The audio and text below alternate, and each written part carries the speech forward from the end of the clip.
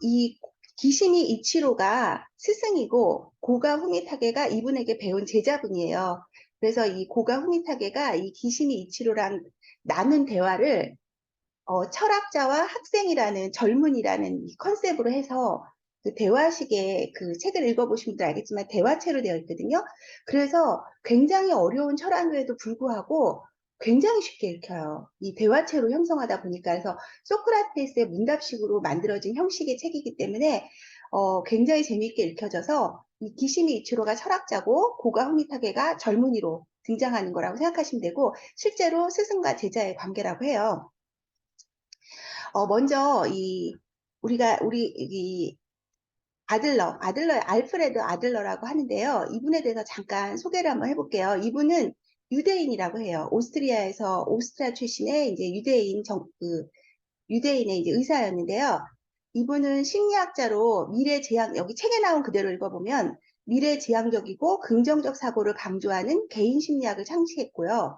이 아들러는 현대 심리학에 큰 영향을 끼친 그 지그문트 프로이트와 칼 구스타프 융과 어깨를 나란히 하며 저는 잘 몰랐지만 심리학의 3대 거장으로 불렸다고 해요. 그리고 우리 현대의 우리 자기계발서 우리가 계속 공부하고 있었죠. 이 자기계발의 원조 아버지라고 불리고 있었다고 해요. 그래서 어떻게 보면은 요즘 우리가 거의 상식처럼 되어버린 프로이트의 원인론을 정면으로 부정하고 사람은 현재의 목적을 위해 행동한다는 목적론을 내놓았거든요. 그러니까 어떻게 보면 프로이트 심리학에 완전히 반대되는 이론이 바로 아들러의 심리학이라고 보시면 돼요. 이 원인론과 목적론에 대해서는 뒤에 다룰게요.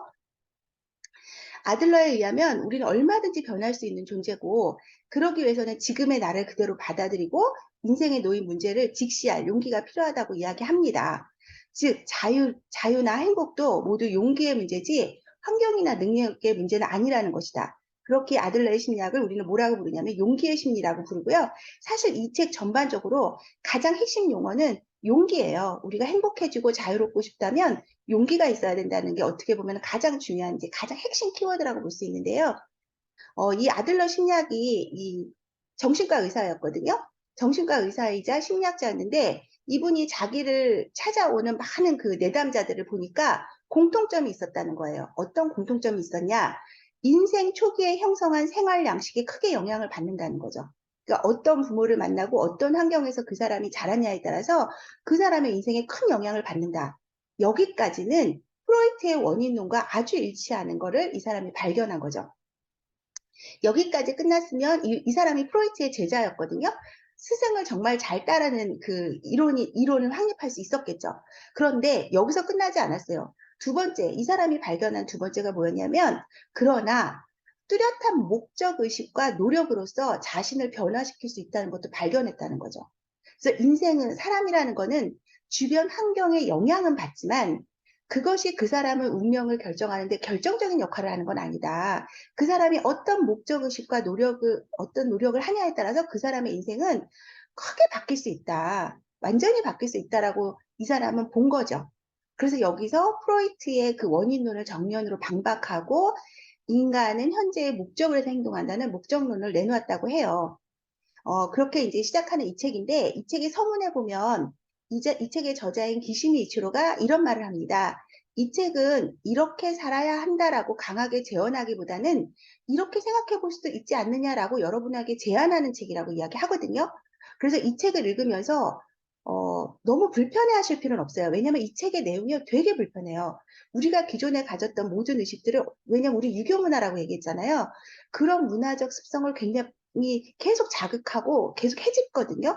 그렇기 때문에 불편할 수 있기 때문에 이렇게 안 살면 안 되는 거 아니야? 뭐 이렇게 너무 이거를 무슨 그 교과서처럼 생각하실 필요는 없고 이렇게 생각할 수도 있겠네 라고 여러분들의 생각을 한 번쯤 그냥 한번 그러니까 포인트를 바꿔서 한번 생각해 볼 수 있다라는 거죠. 그래서 여기 이 책을 읽으면서 너무 불편했던 거에 대해서 너무 힘들어하지 마세요. 너무 힘들어하지 마시고, 이렇게 생각해 볼 수도 있다라고 여러분들이 한번 생각해 보시고요. 아들러는 이런 삶의 방식을 이야기하는 거구나, 라고 그냥 이렇게 받아들이시면 돼요. 그렇게 자꾸 받아들이시다 보면은, 어느 순간 지금은 이해가 못해도 나중에는 분명히 이해되는 시점이 올 수도 있거든요. 저는 제가 10년 전에 이 책을 읽었을 때, 그 아메이 사업이라는 게 인간관계 사업이라고 우리가 이야기를 해요. 그래서 에머럴드까지는 성실하고 노력하면 에머럴드 달성할 수 있다고 이야기하거든요. 근데 다이아몬드는 인간관계에서 승리한 사람이 다이아몬드가 될 수 있다고 이야기하시더라고요. 근데 그건 제가 다이아몬드를 도전하면서 확실하게 깨달았는데, 파트너들하고의 관계에서 제가 그 관계가 문제가 있고 파트너들의 협력과 도움이 없이는요 절대 다이아몬드라는 피는 안 만들어지거든요. 근데 에메랄드는 아니에요. 내가 열심히 하면 되거든요. 근데 다이아몬드는 다른 차원의 문제여서 그래서 다이아몬드는 리더십의 문제라고 우리가 소위 얘기하는 건데 제가 다이아몬드가 되고 다이아몬드를 도전하는 과정에서 그 얼마나 많은 리더십에 대한 고민이 있었겠어요. 그리고 얼마나 많은 인간관계에 대한 고민이 있었겠어요. 그랬을 때 제가 이 책이 저한테 어떻게 보면 구원이 됐던 것 같아요. 그리고 이 책, 그때는 이해하지 못했지만 그래도 자꾸 이해해 보려고 노력했고 제가 적용해 보려고 노력하면서 굉장히 자유로워졌던 것 같고 건강한 인간관계를 구축하는데 도움이 많이 됐던 것 같고 무엇보다 파트너들하고 저하고는 어떻게 되는지 전 솔직히 모르겠어요. 여러분들이 저를 어떻게 생각하는지 전 잘 모르겠지만 저 스스로는 굉장히 자유로워졌어요. 저 스스로는. 그랬기 때문에 제가 아메이 사업을 지켜올 수 있었던 힘이 있지 않았을까라는 생각을 해봅니다. 이 책은 총 5챕터로 되어 있어요. 1번은 트라우마를 부정하라. 모든 고민은 인간관계에서 비롯된다. 타인의 과제를 버리라. 세계의 중심은 어디에 있는가? 지금 여기를 진지하게 살아간다. 이게 이제 5챕터로 되어 있는데요. 1번, 2번, 3번의 그 이야기는 자립을 할 수 있게 우리가 정신적으로 온전히 자립할 수 있는 어떤 철학적 기반을 이야기하는 거고요. 4번하고 5번은요. 먼저 자립한 사람이 그 제대로 인간관계를 형성할 수 있거든요. 그래서 4번하고 5번은 비로소 자립한 인간이 어떻게 세계와 올바르게 인간관계를 형성할 수 있는가에 대한 이야기예요. 그래서 그렇게 분류를 해보시면 될 것 같고요. 제가 오늘 주요하게 이야기할 거는 일단 자립부터 해보자는 거죠. 일단 자립된 인간이 제대로 인간관계를 해야 돼요. 근데 만약에 우리가 의존적이거나 자립하지 못하는 인간이라면 사실은 세상과 올바른 관계가 형성이 안 되거든요. 그래서 근데 우리는 이걸 거꾸로 생각해요. 세상하고 우선 올바른 관계를 형성해야 된다고 생각하는데 그건 나중에 문제라는 거죠. 그래서 저는 오늘 1번, 2번, 3번에 대해서 집중적으로 이야기해 볼까 합니다. 먼저 1번, 트라우마를 부정하라고 얘기하는데요. 대충 트라우마라는 말의 의미는 여러분들이 느끼실 거예요. 내가 어렸을 때 또는 살아오면서 받았던 어떤 충격, 상처, 어떤 막 그 강렬한 기억들이 지금 현재 내 삶을 계속 작용을 해서 지금 내 삶에 어떤 영향을 미치고 있는 그 어떤 거를 우리는 트라우마라고 이야기를 하죠. 근데 이 트라우마를 보는 관점에 따라서 프로이트는 이걸 원인론이라고 보고요. 아들러는 목적론이라고 봐요. 이게 무슨 얘기냐? 프로이트는 어, 내가 어렸을 때 부모로부터, 내 어떤 환경으로부터, 어떤 교육으로부터 받았던 어떤 원인이 이 사람의 인생, 그 경험이 이 사람의 지금 현재를 규명한다는 거죠. 네가 지금 이런 상태가 되어 있는 거는 네가 과거에 이러이러한 경험들과 이러이러한 삶의 경험들이 있었기 때문에 네가 지금 이렇게 살 수밖에 없어. 라고 이야기하는 거죠. 그게 바로 프로이트의 원인론이에요. 근데 아들러가 그렇다. 그거는 인정한다. 그러나 인간은 거기에 머무르지 않는다. 라고 이제 반박하는 게 아들러죠. 아들러는 이런 어떤 트라우마라는 이런 원인을 뭐라고 보냐면 이걸 인간은 교묘하게 자기의 현재 삶을 정당화하는 목적으로 이용한다라고 보는 게 아들러예요. 굉장히 차가운 이론이에요. 그래서 실제로 이 책을 읽을 때 굉장히 불편한 이유가 뭐냐면 특히 1번, 2번, 3번을 읽을 때 되게 불편한 게 굉장히 냉정해요. 아들러는. 뭐 이렇게 봐주는 게 없어요. 철학적으로 사람을 아주 매섭게 몰아붙이거든요. 그래서 아들러는 뭐라고 이야기하냐면 경험 그 자체가 아니라 네가 그 경험을 부여한 의미에 따라서 자기를 결정한다라는 거죠. 그래서 실제로는 우리는 과거에 어떤 의미를 부여하는가에 따라 자신의 삶을 결정한다네 라고 책에서 이제 이야기하죠, 철학자는. 그리고 이렇게 이야기합니다. 나는 부모에게 학대받아서 사회에 적응하지 못하는 것이다 라고 생각한다면 이게 원인론이죠. 그것은 근데 아들러는 이렇게 얘기하는 거야. 그게 아니라 그것은 그의 마음속에 그렇게 생각하고 싶은 목적이 있기 때문이라고. 내가 지금 성장하지 못하고 성공하지 못하고 발전하지 못하는 핑계를 나는 부모한테 학대받지 못해서 사회에 적응하지 못해서 그대라고 자기 핑계를 대고 있다라고 아들러는 이야기하는 거야. 그래서 이게 좀 이해가 안 되실 텐데 세상에는 이 원인론이 지배하는 사람들이 되게 많아요. 그리고 그런 핑계를 대고 사는 사람들이 많고 우리는 그들을 인정하죠. 안타깝게 생각하죠. 그러나 세상에는요, 자기 환경이 그 사람을 온전히 지배한 대로 살아가는 사람만 있지는 않아요. 그건 또 한 사실이거든요. 그래서 잠깐 제가 책을 하나 소개해드리고 싶은데요. 제가 되게 그 감동적이라기보다는 좀 충격적으로 읽었던 책인데, 길 위에서 하버드까지라는 책이에요. 이 책은 그 길거리에서 방황하던 어린 소녀가 그 하버드에 입학하게 되는 스토리거든요. 근데 이 책을 읽으면서 제가 굉장히 충격적이었다라고 이야기하는 이유는 뭐냐면, 이 책의 저자인 이 여성이 그 어렸을 때, 자기 아주 어렸을 때, 머리가 확실히 좋으니까 기억을 엄청 잘하나 봐요.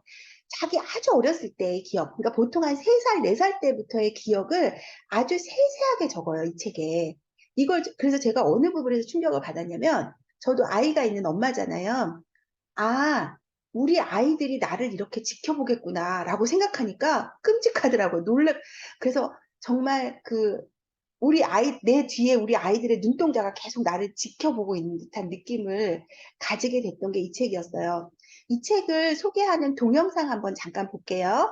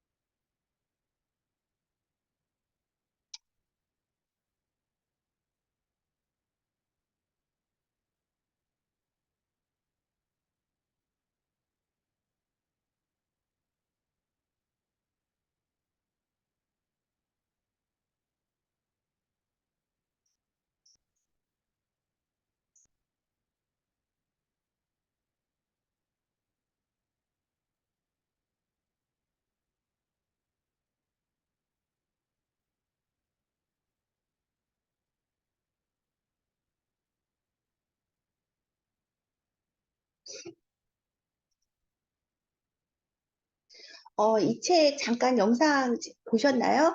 그, 이 책의 내용 대충 느낌 아시겠죠? 이 책의 부모는요, 둘 다 마약 중독자였어요. 엄마 아빠가 둘 다 마약 중독자였고 마약 중독자인 상태에서 이 여성을 낳은 거죠. 아기로 낳았는데 이 아기가 마약 중독자의 엄마 아빠를 제3자적 시선으로 계속 기록한 거예요. 그 기록한 책이 바로 이 책이거든요. 근데 제가 이 책을 봤을 때 여기도 나오지만 가장 슬펐던 게 엄마 아빠가 진짜 개쓰레기였거든요. 그런데 그 허접한 부모라도요, 엄마 아빠가 잠시 마약에서 깨어났을 때 맨정신인 상태가 그래도 잠깐씩은 있었을 거잖아요. 그 잠깐씩 있을 때, 그때 그 엄마 아빠가 자기를 바라봤던 시선을 지금도 기억을 해요. 그 순간이 얼마나 행복했었는지를. 정말, 우리 아이들은 그렇다는 거죠. 그래서 제가 정말 그 아이들은 엄마 아빠의 사랑을 너무 크게 생각하고 있다라는 거를 알게 됐는데, 결국은 엄마는 에이즈로 죽게 돼요. 그리고 아빠는 보호소로 결국은 이제 들어가게 되고 얘는 보살펴줄 부모가 없게 되면서 길에서 생활을 하게 되거든요. 15살부터 뭐 복도에서 자고 지하철에서 자고 뭐 친구네 집 문 앞에서 자고 그리고 친구들이 갖다 주는 음식으로 겨우 이제 연명을 하다가 어느 날 이제 뭐 공장에 들어가서 일을 하게 되고 그러면서 어느 날 깨달았다 그러잖아요. 내 운명을 내가 바꿀 수 있다. 자기가 생각할 때 자기가 정말 최악인데 인생이 이렇게 최악이 될 수 있다면 최선도 될 수 있지 않을까? 발상의 전환을 한 거죠. 그렇다면 나는 최선을 선택하자. 내 인생은 내가 바꿀 수 있다. 그렇게 해서 공장을 다니면서 공부를 하기 시작했고 머리가 좋으니까 어떻게 해서 이제 하버드까지 입학을 하게 되는, 그리고 이제 그 오프라 윈프리 쇼에 나오면서 이제 알려지게 되면서 굉장히 그 유명해진 이제 그분이죠. 지금은 굉장히 이제 좋은 활동들을 많이 하시는 것 같습니다. 그러니까 이런 환경이 있더라도 이렇게 바뀔 수 있다라는 거죠. 쌍둥이 아이 두 명에 대한 이야기를 해볼게요. 물론 여기 사진에 나오는 그 쌍둥이의 이야기는 아니에요. 이 쌍둥이는 그 전 세계에서 가장 예쁜 쌍둥이 소녀로 뽑힌 아이들이래요. 정말 예쁘게 생겼죠. 그러나 이렇게 똑같이 얼굴도 너무 예쁘고 똑같이 생긴 쌍둥이인데 이 두 아이의 인생이 달라질까요? 아니면 같아질까요? 우리는 잘 알고 있지만 얼굴이 모습이 똑같고 얘네들은 조건이 다 똑같아요. 부모도 똑같고 환경도 똑같아요. 그러나 이 아이들이 자라서 20살이 되고 30살이 되고 40살이 됐을 때 이 아이들의 삶은 똑같지는 않을 거예요. 그거 여러분도 잘 아시죠? 이게 바로 아들러의 목적론을 그 설명하는 굉장히 좋은 예시라고 할 수 있는데요. 실제로 하버드대나 예일대에서 이 쌍둥이랑 관련한 실험, 심리학적 실험도 굉장히 많이 했어요. 그래서 아주 대표적인 실험인데 무려 30년에 걸친 실험을 한 적이 있거든요. 하버드에서 어떤 실험을 했냐면 아까 리즈메리와 같은 환경에 있는 쌍둥이였던 아이, 그 쌍둥이의 이야기인데요. 그 쌍둥이 어린아이의 인생을 30년 이상을 추적을 한 거예요. 어떤 환경이었냐면 비슷해요. 엄마 아빠가, 엄마는 매춘부고 아빠는 그 마약 중독자의 그 뭐 하여튼 조폭 같은, 뉴욕의 이제 할렘가의 조폭 같은 사람이었어요. 그런 사이에서 태어난 아이 둘이었는데 이 두 아이 둘, 아빠는 길거리에서 총 맞아서 죽어요. 3살 때. 그리고 엄마는 매춘부 일을 하다가 에이즈에 걸려서 죽어요. 그래서 이 아이들만 남게 됐고 이 아이들은 당연히 고아원으로 가게 됐죠. 그러니까 각각 다른 고아원으로 가게 됐고 그 이 아이들은 이게 자랐는데 그 30년 후에 이 아이들을 계속 추적하면서 30년 후에 이 아이들의 모습을 취재를 했는데 결과가 어떻게 됐냐면 한 아이는 엄마가 매춘부를 하던 뉴욕의 뒷골목에서 똑같이 매춘부, 엄마와 같은 삶을 똑같이 살고 있었어요. 한 아이는 대학을 졸업해서 대학 교수가 돼가지고 그 아이 둘을 낳고 남편도 대학 교수이고요. 아주 화목한 미국 중상층의 삶을 살고 있었어요. 어떻게 똑같은 환경에서 자라, 똑같은 배경이었던 아이가 이렇게 극단적으로 쌍둥이의 삶이 달라질 수 있었을까라고 그 연구 대상이 된 거죠. 그래서 이 두 사람한테 똑같은 질문을 했어요. 근데 어떻게 당신의 인생은 지금 이렇게 살고 있습니까? 라는 질문을 던진 거죠. 질문은 똑같았어요. 근데 이 두 쌍둥이의 대답은 역시 똑같았어요. 그 대답이 뭐였을까요? 놀랍게도 당신이 나와 같은 환경이었다면 당신은 어떻게 하시겠습니까? 라는 대답이었다는 거예요. 뭐냐? 똑같은 환경이었지만 한 아이는 내가 아빠는 총 맞아서 죽고 엄마는 에이즈에서 걸려서 죽고 이렇게 그리고 그런 환경에서 비참하게 버려진 내가 할 수 있는 게 고작 이렇게 나도 엄마처럼 똑같이 매춘부 일을 할 수밖에 없지 않느냐, 이런 불행한 삶을 살 수밖에 없지 않겠느냐, 당신도 나 같은 환경이라면 당신은 어떻겠느냐 라고 질문을 던진 거죠. 근데 또 한 아이는 이렇게 생각한 거예요.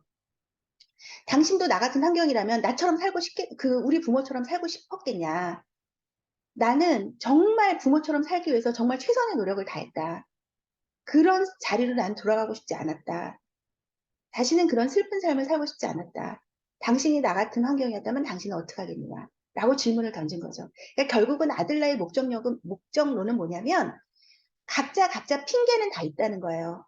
A라는 쌍둥이도 핑계가 있는 거고 B라는 쌍둥이도 핑계가 있는 거거든요. 그러나 과거의 경험을 자기가 지금 현재 살고 있는 삶을 설명하는 거라는 거죠. 결론은.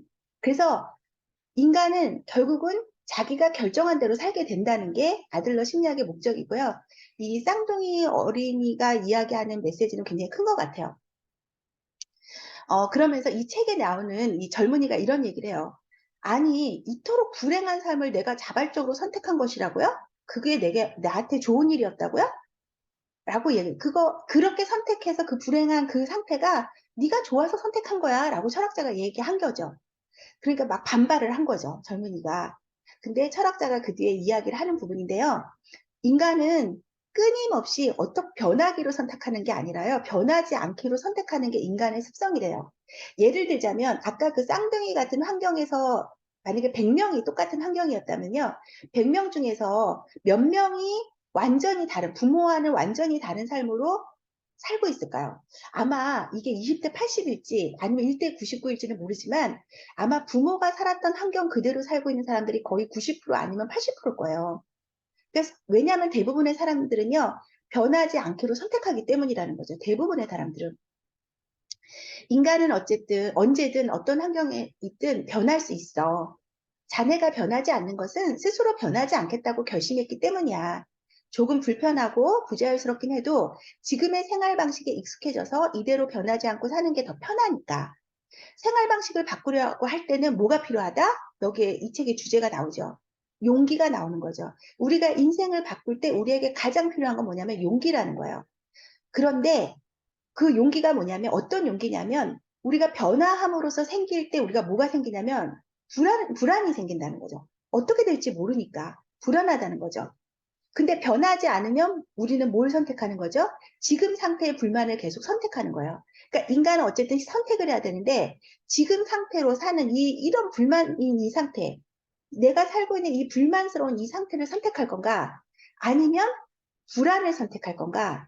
근데 그 불안을 선택하는 거는 용기가 필요하다는 거죠. 근데 사람들은 놀랍게도 지금이 너무 만족스럽지 않지만 지금 내 모습이 너무 싫지만 그 불만스러운 상태를 대부분 그 상태를 선택한다는 거죠. 그리고 그 상태를 선택해놓고 뭐라고 핑계대냐. 내 상황이 이랬기 때문에 나는 이렇게 살 수밖에 없겠노라고 끊임없이 자기 합리화를 한다는 거죠. 근데 불안을 선택하는 용기, 그 용기가 있다면 우리는 얼마든지 자유로워질 수 있고 행복해질 수 있다라는 거죠. 한 신부님이 어느 날 기차를 탔어요. 이건 제가 실제 들었던 이야기예요. 제가 성당에서 우리 신부님한테 들었던 이야기인데 어느 날 신부님이 기차를 탔대요. 기차를 탔는데 이게 마주보는 좌석이었나 봐요. 마주보는 좌석이었는데 마주보는 그 맞은편에 어떤 아주머니가 타셨답니다. 그 아주머니랑 마주보고 타는데 이 아주머니가 이제 기차가 이제 서울역에서 출발해서 점점 이제 부산 쪽으로 향해서 가잖아요. 근데 이 아줌마가 수원, 막 천안, 대전 가면 갈수록 얼굴 표정이 너무 불안해지고 안절부절을 못하더라는 거예요. 그래서 신부님이 물어봤대요. 하도 답답해서 아니 자매님 도대체 자매님 무슨 뭐 안 좋은 일이 있으시냐 뭐 불편한 게 있으시냐라고 물어봤더니 그 아주머니가 뭐라고 얘기하냐면 아고 신부님 내가 어떡하면 좋아요 기차를 잘못 탔어요 라고 대답을 한 거예요. 그 신부님이 얼마나 황당했겠어요. 에? 그러면 다음 역에서 내려서 바꿔 타세요. 라고 당연히 얘기를 했겠죠. 그랬더니 그 아주머니가 뭐라고 얘기했냐면, 근데 밖에 너무 춥잖아요. 이렇게 얘기했다는 거예요. 근데 여러분들 한번 잘 생각해보세요. 이건 하나의 우화겠죠. 하나의 우화인데, 어, 대부분 저는 이거를 제가 암회하면서 이 상황을 너무나 계속 만났어요. 지금 자기 삶이 내가 꿈꾸던 목표를 향해서, 내가 꿈꾸던 삶을 향해서 가지 않는다는 거, 내가 기차 잘못 탔다는 거를 대부분 느끼고 있어요. 현대인들은. 그래서 도구로서, 그럼 기차 바꿔 타봐. 이 기차 타면은 네가 원하는 목적지로 다시 갈 수 있어. 라고 얘기하면 그 새로운 기차가 올 때까지 눈 내리는 그 추운 겨울밤, 언제 올지 모르는 그 기차를 기다려야 되는 그 불안감 때문에 대부분 사람들은 불만 가득한 상태로, 불안한 상태로 계속 자기 목적지가 아닌 그 기차 안에서 내리지를 못하고 있더라는 거죠. 그걸 저는 굉장히 많이 만났거든요. 근데 간절한 사람들, 그리고 그 잠깐의 추위를 그러고 추위를 견디면 반드시 내가 원하는 목적지로 갈 기차를 내가 바꿔 타면 조금 늦었지만 난 내가 원하는 방향으로 다시 갈 수 있다라는 거를 정확하게 인지하고 아는 사람들은 그 기차에서 내리더라는 거죠. 그게 바로, 그랬던 것 같아요. 저도 불만스러운 기차를 계속 타고 있었어요. 내 인생이 이 길이 아닌데 라고 불안했지만 어떻게 할 도구를 몰라갖고 계속 그 상태로 있었다가 그 불행한 상태로 있다가 제가 저희 스폰서님이 아메이를 전달해 주셨을 때, 아, 내가 아메이로 갈아타면 내가 원하는 목적지로 갈 수 있는 그 수단을 얻을 거다. 라고 해서 제가 그 기차에서 내렸던 그 결단 때문에 제가 자유롭고 행복해질 수 있었다는 거죠. 그래서 지금부터 제가 읽는 내용은 이 책의 핵심이에요. 어, 이 철학자가 이렇게 얘기해요. 이어서 하는 말이 아들러의 심리학은 그래서 용기의 심리학이네. 자네가 불행한 것은 과거 환경 탓이 아니네. 그렇다고 능력이 부족해서도 아니고 자네에게는 그저 용기가 부족한 것뿐이야. 말하자면 행복해질 용기가 부족한 거지. 그런데 행복해지려면 미움받을 용기도 있어야 하네. 그런 용기가 생겼을 때 자네의 인간관계는 한순간에 달라질 것에 라고 이야기를 해요. 대부분 아메이 하실 때 그 아메이를 결정하지 못하고 또 아메이의 비전을 봤으나 실행하지 못하시는 분들은요, 뭐가 없다? 미움받을 용기가 없는 거예요. 왜? 거절을 받을 거에 대한, 사람들이 나를 이상하게 볼 거에 대한, 아는데 이 마음이 없는 거 솔직히 우리 뭐 깨놓고 얘기하면 바로 그거잖아요. 아메이에 어떤 리스크가 없잖아요. 바로 미움받을 리스크만 있단 말이죠. 거절받을 리스크만. 근데 그 용기가 있어야 된다는 거죠. 그게 있다면 우리는 달라질 거라는 거죠. 근데 왜 행복해질 용기를 우리가 가지면은 미움받을 용기, 행복해질 용기, 행복해지는 건 좋잖아요. 근데 그 이면엔 반드시 미움받을 용기도 우리가 가져야 할까? 이제 그걸 한번 풀어볼게요. 그래서 결론적으로 이야기하면 아들러의 목적론은요, 지금까지의 인생에 무슨 일이 있었든지 앞으로의 인생엔 아무런 영향이 없다는 거예요. 여러분들이 어떤 삶을 살았고 어떤 일이 있었든지 그건 아무 상관이 없어요. 앞으로의 인생에는 아무 영향이 없어요. 지금 인생을 결정하는 건요, 지금 여기 바로 당신 자신이라는 거죠. 내가 나한테 주어진 경험에 대해서 내가 어떤 의미를 부여하고 그 의미를 가지고 내가 살아가느냐에 따라서 내 인생은 완전히 달라질 수 있어요. 나는 부모 때문에 이렇게 됐다가 아니라 그 부모 때문에 나는 이렇게 됐다. 결론은 똑같은 거예요. 원인, 말은 똑같지만 의미는 완전히 달라지는 거죠. 어떤 사람은 부모 때문에 자기의 삶을 합리화하고 있고요. 어떤 사람은 부모 때문에 나는 절대 부모 같은 삶을 살지 않겠다고 굉장히 노력을 했겠죠. 그게 바로 달라지는 거라는 거죠. 그래서 이 장은 뭐라고 시작되냐면 모든 고민은 인간관계에서 비롯된다라고 이제 이야기를 하는데요. 우리가 고민을 없애려면요. 우주 공간에서 그저 홀로 살아갈 수밖에 없대요. 이 부분 한번 잘 생각해 볼게요. 내가 한번 상상을 한번 해보세요. 이 우주, 광활한 우주에 만약에 나 혼자 있다. 라고 한번 상상을 하면 고민이 있을까? 한번 상상을, 전 잘 모르겠어요. 상상이 잘 안 돼요. 근데 이 철학자는 뭐라고 얘기하냐면 우주 속에 만약에 혼자 있다면요. 고민 자체가 없대요.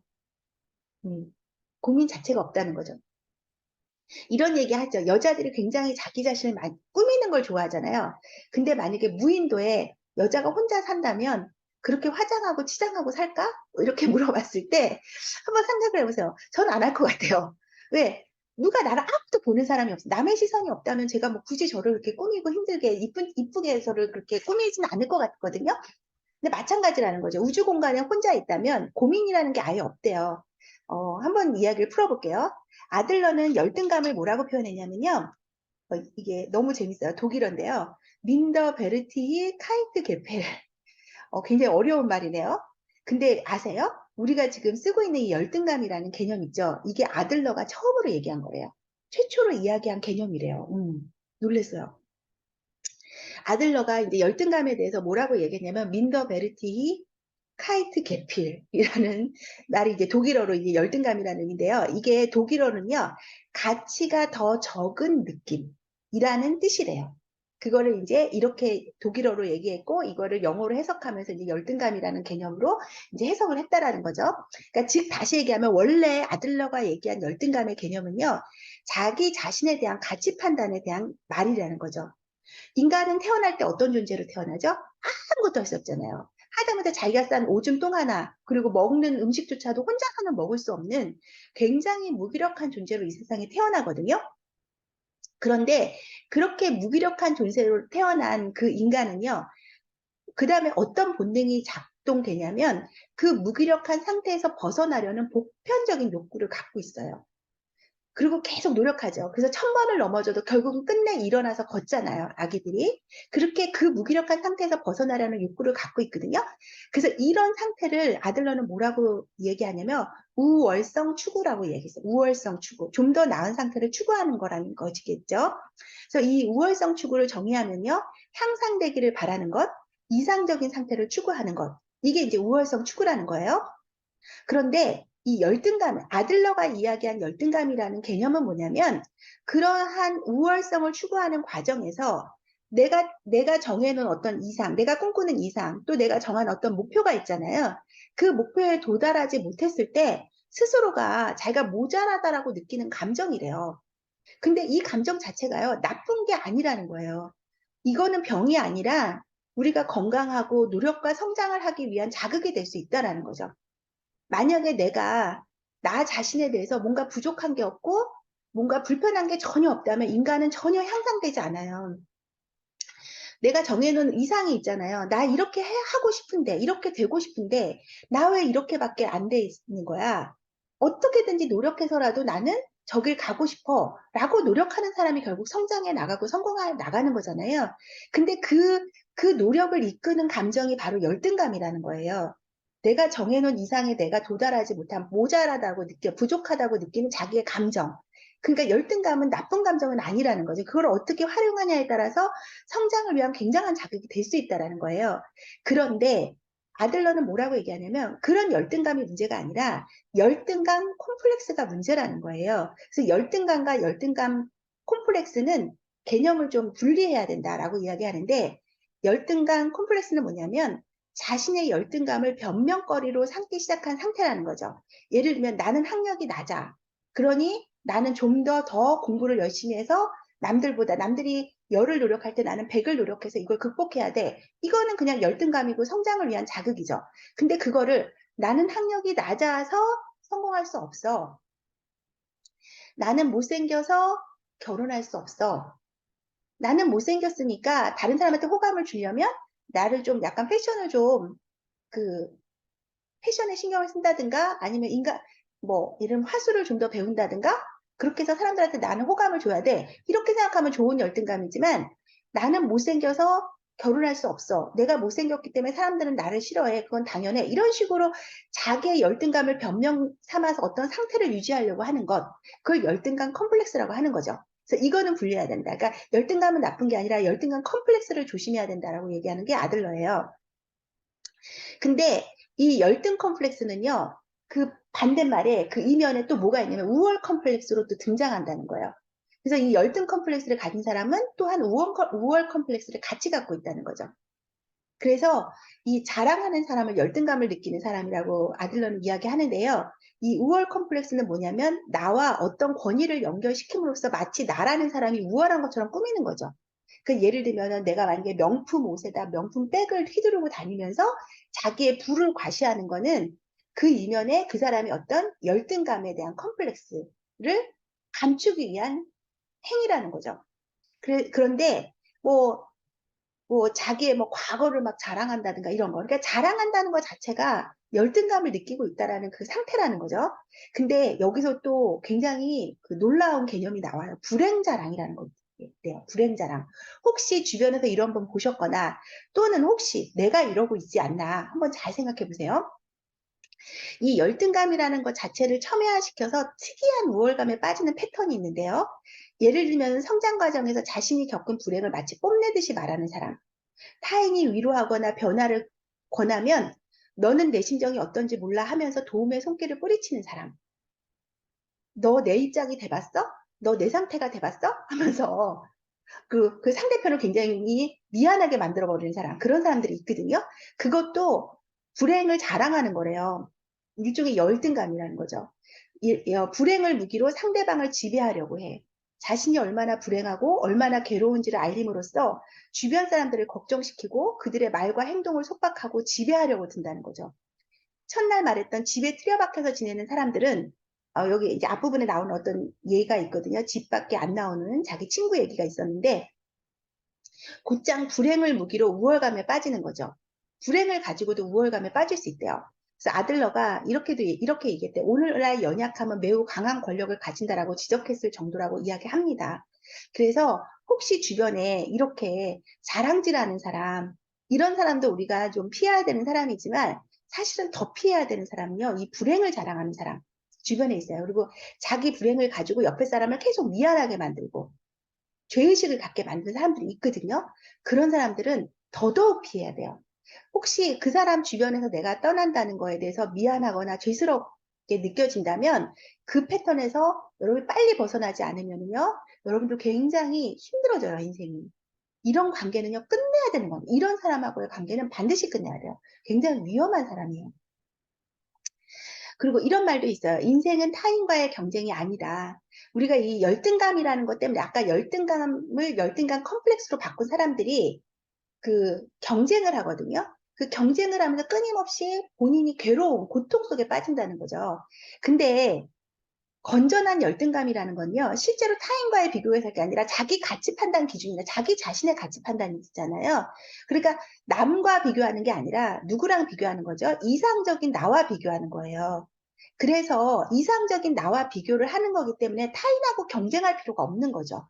내가 열등의식에 빠져가지고. 남하고 비교해서 내가 뭐 부기하는 게 아니라 내가 정해놓은 이상의 내가 부족하기 때문에 내가 열등감을 느끼는 거기 때문에 나 자신에 대한 문제이기 때문에 남하고의 경쟁이 아니거든요. 그래서 근데 그 중심이 나의 문제가 아니라 나의 경쟁이 아니라 타인과의 경쟁에서 이거를 계속 가치 판단을 주고 있다면 인간관계에 대한 고민에서 영원히 벗어나지 못하고 불행에서 벗어날 수 없다라고 이야기를 해요. 그래서 아들러 심리학의 목표는요. 우리 인생에 우리가 반드시 인간으로서 어떤 이 과제를 추구해야 된다는 거죠. 어떤 목표를 추구해야 되냐. 일단 행동으로서의 목표는 첫 번째 자립해야 된다는 거예요. 진짜 우리가 솔직히 제가 나이가 56세거든요. 여러분들 한번 가슴에 손을 얹고 자기 나이를 생각하면서 가슴에 손을 얹고 한번 생각을 해보세요. 내가 진짜 자립했나? 여기서의 자립은 경제적, 정신적, 영적 자립이겠죠. 내가 진짜 자립을 했나? 한번 생각을 한번 해보세요. 그리고 두 번째 우리 행동의 목표는 그렇게 자립한 다음에 이제 우리는 비로소 사회와 조화를 이루면서 전체 공동체 속에 자기를 의식하면서 살아야 된다는 거죠. 그래서 사회와 조화를 이루면서 살아가는 게 우리 행동 목표고요. 위의 행동을 뒷받침하는 심리적인 목표가 있어요. 그거는 우리는 앞으로 어떤 심리적인 목표를 가져야 되냐면 일단 나한테 능력이 있다. 내게는 능력이 있다라는 의식을 가질 것이라고 어, 생각을 하라는 거예요. 그래서 우리 애가 우리 정유 리더님이 소개를 해주셔가지고 이제 고등학교 입학하기 전에 그 수학 선생님에게 이제 앞으로 수학 공부를 어떻게 해야 되는지 좀 코치를 받았어요. 코치를 받았는데 근데 그 선생님이 부모 상담도 하니까 이제 저도 상담을 해주셨거든요. 근데 저한테 뭐라고 얘기하셨냐면 앞으로 주원이가 수학을 잘하기 위해서 부모님이 꼭 해주셔야 되는 게 있다. 그게 뭐냐면 절대로 너는 수학을 못하는 아이라고 말하면 안 된대요. 그럼요. 실제로 못하는데 어떡하죠? 그랬더니 아니요. 못하는 거 아니에요. 수학 굉장히 잘하는 거예요. 잘할 수 있어요. 그래서 끊임없이 넌 잘할 수 있고 넌 잘하는 아이다라고 이야기를 해주셔요. 점수를 20점을 받아와도 너는 수학을 잘하는 아이다라고 끊임없이 얘기를 해야 된다. 그리고 부모님도 그 생각에서 벗어나면 안 된다는 거죠. 그 말이 바로 이런 거를 이야기하는 것 같아요. 내가 수학을 잘할 수 있는 사람으로서 수학을 하는 거하고, 아유, 나는 수학을 못해. 하는 의식을 갖고 수학을 하는 거하고 완전히 다른 거죠. 똑같은 점수를 받아도 그건 완전히 다음 상황이 달라지는 거죠. 내게는 이거를 여러분들, 내게는 능력이 있다. 어떤 거든지 해낼 수 있다라는 능력이 있다는 의식을 꼭 여러분들이 가지세요. 그리고요, 사람들은 적이 아니에요. 사람들은 내 친구라는 의식을 꼭 가지세요. 나를 위해서 서로 협력하는 존재들이에요. 내 친구예요. 이 두 가지 의식을 가지는 게 이 책의 미움받을 용기 1, 2, 3, 4, 5라는 챕터를 통해서 이렇게 이야기하는 이야기고요. 아들러의 심리학은 다시 한번 중간 정리를 하면은 아들러의 심리학은 타인을 바꾸기 위한 심리학이 아니라 자신을 바꾸기 위한 심리학이고요. 인간은 이 사람과 함께 있으면 자유롭게 행동할 수 있다는 생각이 들었을 때 사랑을 실감할 수 있어요. 이거요, 굉장히 고차원적인 사랑이거든요. 진짜 사랑은요, 나한테 이쁘다 그러고, 나 사랑한다 그러고, 나한테 뽀뽀해주고, 나를 안아주고, 나를 쓰다듬어주고, 나한테 맛있는 거 사주고, 이게 사랑이 아니에요. 진짜 사랑은요, 내가 그 사람하고 있을 때 자유로움을 느끼는 사람, 자유로움을 느끼는 사람. 그 사람이 나한테는, 그런데 내가 만약에 남편하고 사는데, 내가 남편하고 살고 있으면 늘 불편하고, 늘 내가 부족한 사람 같고, 내가 늘 멍청한 사람인 것 같고, 늘 내가 불안해. 그러면 그거는 건강한 관계가 아닌 거죠. 내가 남편하고 있을 때 열등감을 느끼면 안 되고요. 그리고 내가 남편 앞에서 잘난 척할 수, 내 친정 자랑할 필요도 없는 거고요. 나의 좋은 모습만 보이려고 할 필요도 없는 거고요. 굉장히 평온하고 지극히 자연스러운 상태. 어떤 이야기라도 내가 자유롭게 행동할 수 있으면 그게 서로 진정한 사랑이에요. 그럼 반대로 나는 남편한테 그런 존재라는 거죠. 나는 남편한테 우리 남편이 나를 통해서 열등감을 느끼지 않고 우월함을 가시할 필요 없고 내가 나랑 같이 있으면 굉장히 평온하고 자연스러워지냐는 거죠. 그러니까 이건 뭐냐? 그렇다고 이혼하라는 게 아니고요. 서로가 먼저 내가 우리 남편한테 그런 존재가 우리 남편이 내 안에서 자유로워지는 존재가 돼야 된다는 거예요. 그러면 이 관계를 확대시키면 나와 우리 아이의 관계 그리고 나와 내 이웃과의 관계, 내 친구와의 관계, 내 부모와의 관계, 내 파트너들과의 관계, 내 스폰서와의 관계.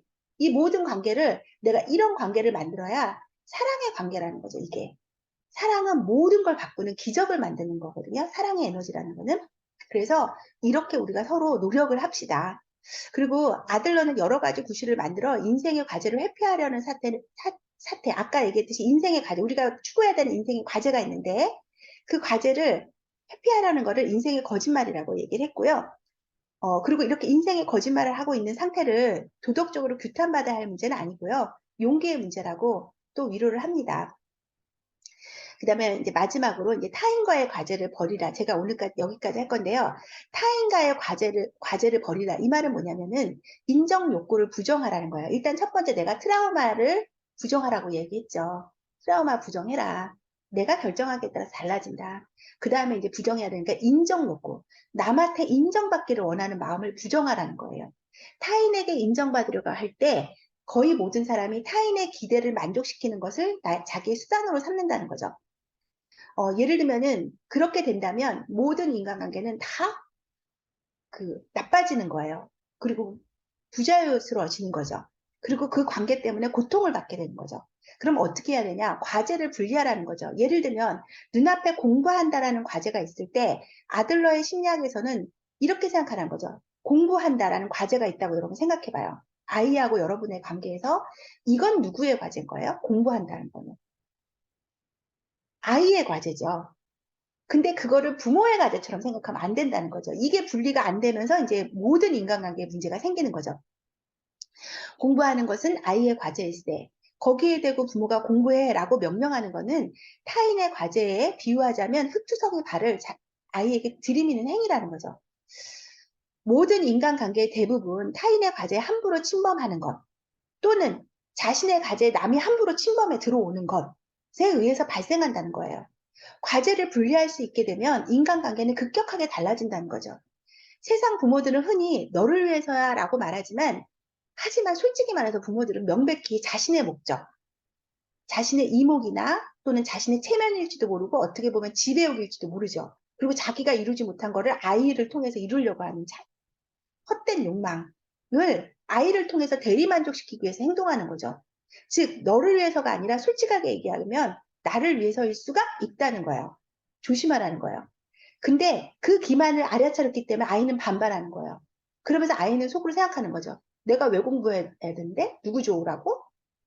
뭐 이런 반발심들이 막 생기는 거죠. 그러니까 공부를 자기 과제로 생각하지 않고 엄마의 과제처럼 아이는 생각하는 거죠. 그렇다 그래서 그러니까 이 이제 청년이 막 또 반발을 해요. 그러니까 이 철학자가 이렇게 얘기해요. 그러면 그렇다고 해서 아들러의 심리학은 방임주의를 권하는 거는 그럼 떼버려도 네가 알아서 해. 이게 아니라는 거예요.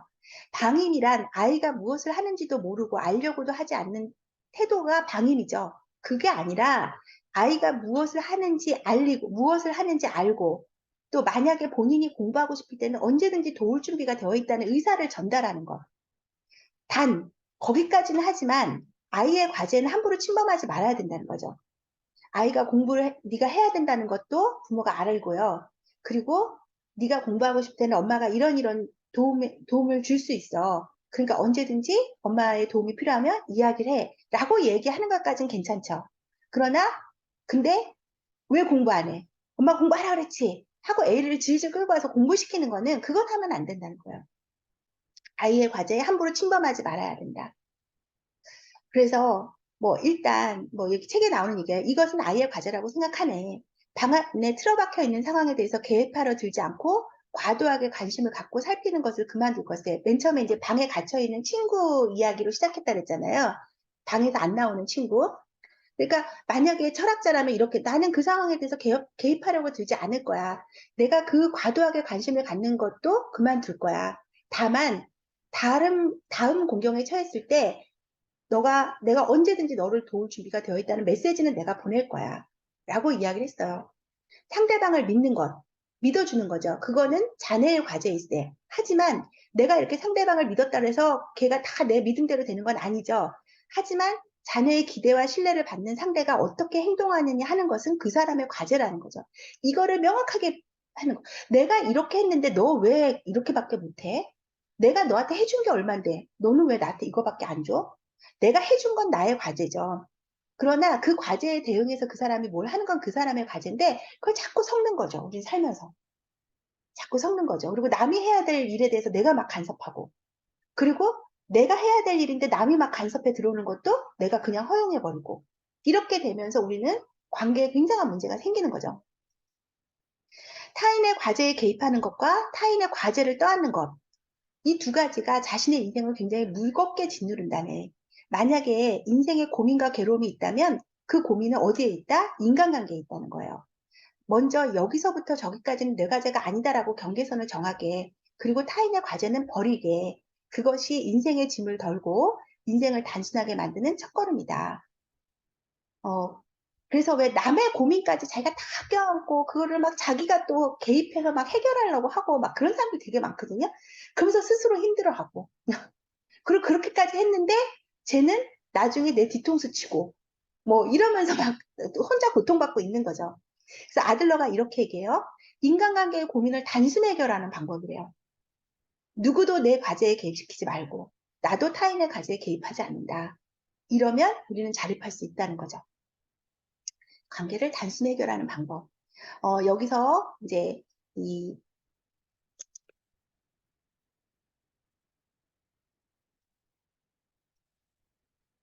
공유됐죠?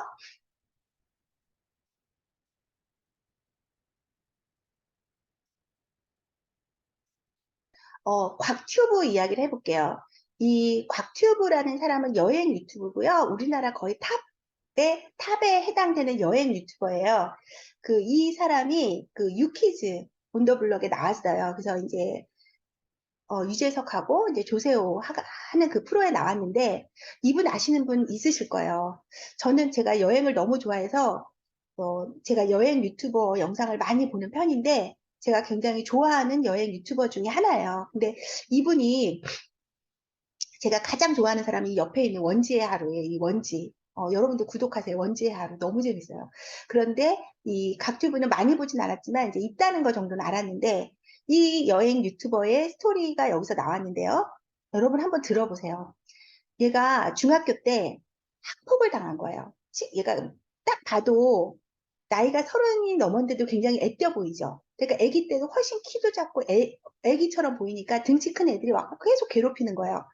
막 저기 뭐죠? 자루 뭐지 막 연필로 와서 찌르고 샤프로 와서 찌르고 가고 막 툭툭 치고 가고 막 계속 괴롭히는 거예요. 그럼 막 이제 심한 말도 듣고 욕도 그러니까 학폭을 심하게 당했는데 3년 내내 그러니까 초등학교, 중학교를 거치면서 이제 같은 지역이다 보니까 어떤 한 동네다 보니까 초등학교, 중학교를 애들이 같이 다니니까 계속 얘가 이제 괴롭힘을 초등학교부터 이제 중학교까지 이어지면서 계속 괴롭힘을 당했어요. 근데 그 고통이 너무 심해가지고 얘가 고등학교를 어디 갔냐면 그 동네가 아니라 완전히 다른 동네. 완전히 먼 학교를 간 거예요. 일부러. 차를 타고 멀리 가도 먼 학교를 가버린 거예요. 근데 이제 그렇게 고통스럽게 초등학교, 중학교를 보내고 고등학교를 딱 갔는데 고등학교 가니까 아무도 자기를 모르는 거예요. 너무 좋은 거야. 게다가 공부도 잘해가 공부도 1등한 전교 1등을 한 거예요. 그러니까 친구들한테도 인정받고 선생님한테도 인정받고 너무 행복하게 고등학교 생활을 하고 있던 즈음에 자기 고등학교에 있던 한 친구가 중학교 때 자기를 유난히 괴롭혔던 어떤 애랑 또 아는 사이였던 거야.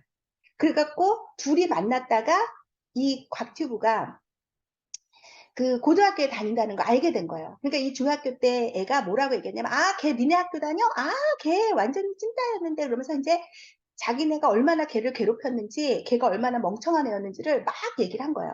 그러니까 이 친구가 이제 학교에 와가지고 이 곽튜브를 보고 얘기를 한 거죠. 야, 너 중학교 때 완전히 찐따였다며? 뭐 이제 이러면서.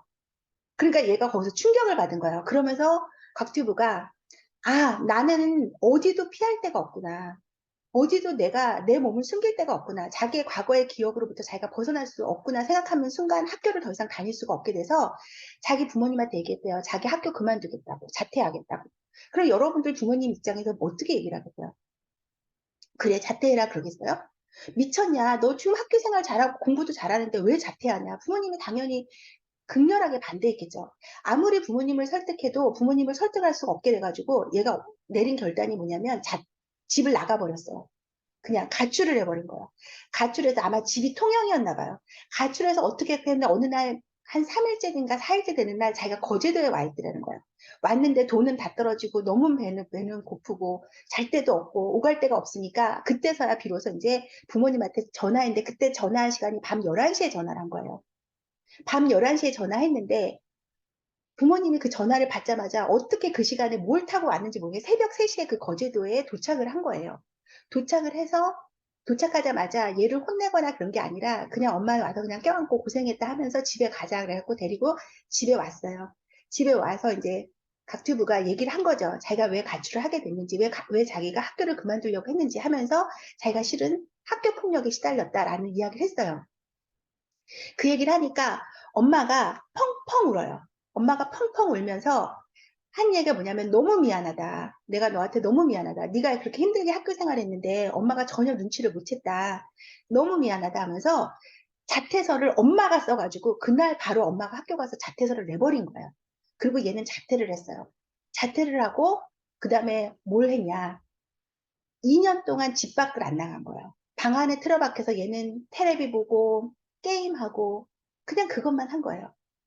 그랬을 때 엄마 입장은 여러분이 이 아이의 엄마였다면 어떻게 했을까요? 근데 너무 감사했던 게 뭐냐면 엄마가 그 2년 동안 얘한테 어떤 말도 하지 않았어요. 밖에 나가라, 공부를 해라, 어? 어떤 말도 하지 않고 그냥 있는 그대로 얘를 봐줬어요. 그러다가 얘가 이제 그 노르웨이인가 어디서 하는 그 어학원에 들어가 스스로 결정해서 어느 날 이제 광고를 보고 스스로 결정해서 나 거기 유학 가고 싶다. 그래갖고 엄마가 그럼 가라. 그래갖고 도와줘서 이제 유학을 갔고 거기서 러시아어를 배워서 우크라이나의 대사관에 입사를 하게 돼요. 그러니까 우리나라 외교부의 이제 공직자가 된 거죠. 이제 대사관에 이제 입사를 해서 러시아어를 하니까 우크라이나의 대사관에서 근무를 했는데, 근무를 하다가 이제 여행 유튜브가 나중에 된 건데요. 근무를 하는데 4월 며칠 날, 4월 28일 날인, 아니, 4월 28일 날인가 얘가 입사를 했대요.